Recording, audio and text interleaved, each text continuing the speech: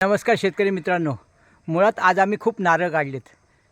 ओले पण काढले, सुके पण काढलेत. परंतु आज तुम्हाला मी सुके नारळ कसे सोलायचे ना, ते तुम्हाला मी दाखवणार आहे. आमच्याकडे कोकणामध्ये जे यंत्र वापरलं जातं, ते यंत्रसुद्धा तुम्हाला पाहायला मिळेल. कारण तासाभरामध्ये 100 नारळसुद्धा सहजगत्या तुम्ही त्याच्यामध्ये काढू शकता. मी आता काढून दाखवणार आहे तुम्हाला. नक्कीच तुम्हाला व्हिडिओ जर आवडली तर लाईक, शेअर आणि सबस्क्राईब करायला विसरू नका. धन्यवाद. शेतकरी मित्रांनो, मुळात झालंय काय की आज शेतावरनं जे काही नारळ आणले होते ते सगळे नारळ आज मला सोलायला सांगितले. तिथे नारळ आहेत आणि नारळ हे मला सोलायचे आहेत आणि सोलण्यासाठी एक छोटंसं एक यंत्र आहे, साधं यंत्र आहे आणि त्याच्यामध्ये कोकणामध्ये आमच्याकडे सगळ्या ठिकाणी हे यंत्र वापरलं जातं आणि त्याच्यामध्ये नारळ लावायचं आहे आणि त्यानंतर तुम्हाला ती कृती मी दाखवणार पूर्णपणे.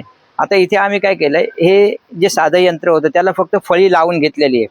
हे बघा इथे त्याला खाली स्क्रू लावून घेतले. त्याच्यामुळे ह्या फळीवर काय होतं, फळीवर पाय देऊन नारळ सोलणे एकदम सोपं होतं. आता नारळ तर बरेच आहेत आणि ते नारळ सोलायचे आहेत मला. मी तुम्हाला दाखवेल ते कसे सोलले जातात. बघा पुन्हा एकदा बघा, हे साधं यंत्र. आता आपण हा नारळ घेतलाय. हा नारळ इथे जोरात मारायचा आहे आणि हा फक्त खालची जी भाग आहे हा हळूच वर उचलायचा आहे. हे बघा, नंतर पुन्हा दुसरा, पुन्हा हे बघा आणि अशा पद्धतीने हा नारळ बघा आपला असं निघतोय पूर्ण. हे बघा अगदी व्यवस्थित नारळ निघून गेलाय. हे बघा आणि हा आपला साफ झालेला नारळ अगदी देवाऱ्यामध्ये सुद्धा आपण ठेवू शकतो हा नारळ. हे बघा, आणि हेच नारळ आम्ही इकडे विक्रीला पण ठेवतो आणि आम्हा स्वतःला खाण्यासाठी सुद्धा ठेवतो. हे बघा, हे कचरा इथे. आता बघा, हे बघा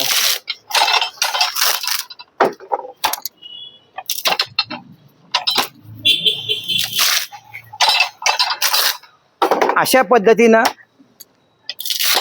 एक साधंसं यंत्र पण खूप कामाचं यंत्र. आणि त्यामुळं होतंय काय की नारळ सोलणी जी आपल्याला अवघड वाटते, ही अवघड वाटणार ही नारळ सोलणी आहे, ही आपण सहजगत्या करू शकतो. बरं बघायला गेलं तर यंत्राची किंमत सुद्धा तेवढी नाहीये. आपल्या इकडे 500-600 रुपयाला हे यंत्र मिळतं. फक्त आपण खाली काय करायचे, खाली फक्त फळी लावून घ्यायची आणि फळी लावून घेतल्यानंतर सपोर्ट चांगला मिळतो. खुर्चीवर बसून वाकायची गरज नाही. खुर्चीवर बसून आरामदायक पद्धतीनं आपण हे काम करू शकतो आणि कितीही नारळ असू दे हे सहजगत्या आपण सोलू शकतो. कोणीही कितीही वयाचा असू दे ती व्यक्ती हे नारळ सहजगत्या सोलू शकते. आता हे बघा, सिंपल एकदम. कोणताही कितीही नारळ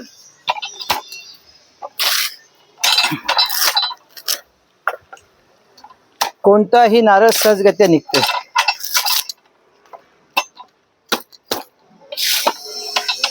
आता तुम्ही बोलाल की हे सगळं, हे बघा नारळ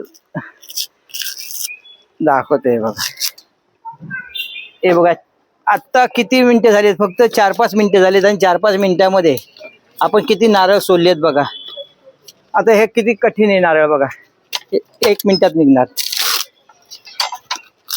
अशी साधी यंत्र येत नाही. साधी यंत्र प्रत्येकाने आमच्या कोकण पट्ट्यामध्ये तर वापरतातच, परंतु सगळ्या ठिकाणी प्रत्येकाची ज्याच्याकडे नारळाची झाडे आहेत त्यांनी प्रत्येकाने हे यंत्र आणून ठेवलं की सहजगत्या आपल्याला त्यापासून नारळ कोणीही सोलू शकेल. हे बघा,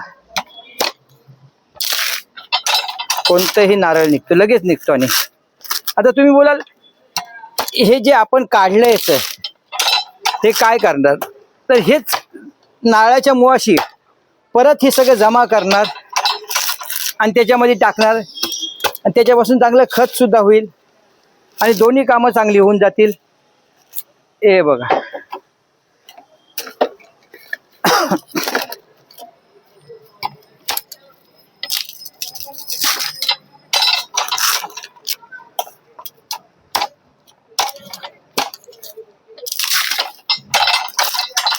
नारळ बघा किती झटपट होतात. आपण असं जर तोडायला गेलो ना तर खूप त्रास पडतो, परंतु या साध्या यंत्रावर जर आपण वापरलं तर या साध्या यंत्रापासून खूप, आणि असं नाही आहे की पुरुषांनीच करायला हवं किंवा काय नाही, सगळ्या महिला वर्ग वगैरे सगळं जे आहे, कोणीही कोणतीही व्यक्ती हे नारळ अगदी चांगल्या पद्धतीनं व्यवस्थितरित्या सोलतील.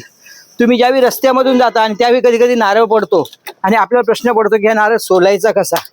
तर अशा वेळी हे जर यंत्र आपल्या घरी असेल तर रस्त्यावरचे पडलेले कोणतेही नारळ असू दे, झाडांवरनं पडतात वरतून, आपल्या शहरामध्ये खूप पडतात आणि तिथे आपल्याकडे कोयता असतो, कोयता नसतो. मग अशा वेळी काढायचं कसं, ही खूप मोठी डोकेदुखी होते. नारळ तर मिळतो पण काढणारा नसतो. मग अशा वेळी हे 500 रुपये जर या यंत्राला घालवले तर साहजिकच हे नारळ आपल्या बागेतले कोणतेही नारळ आपण सहजगत्या काढू शकतो. हे बघा,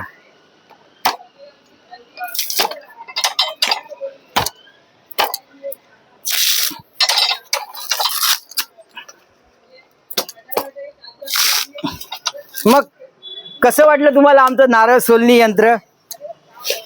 हे बघा आता किती नारळ निघालेत बघा, आत्ताच्या आत्ता 2 3, हे बघा बघा कसे नारळ निघालेत बघा, मस्त पैकी एकदम सेम मार्केट सारखे नारळ.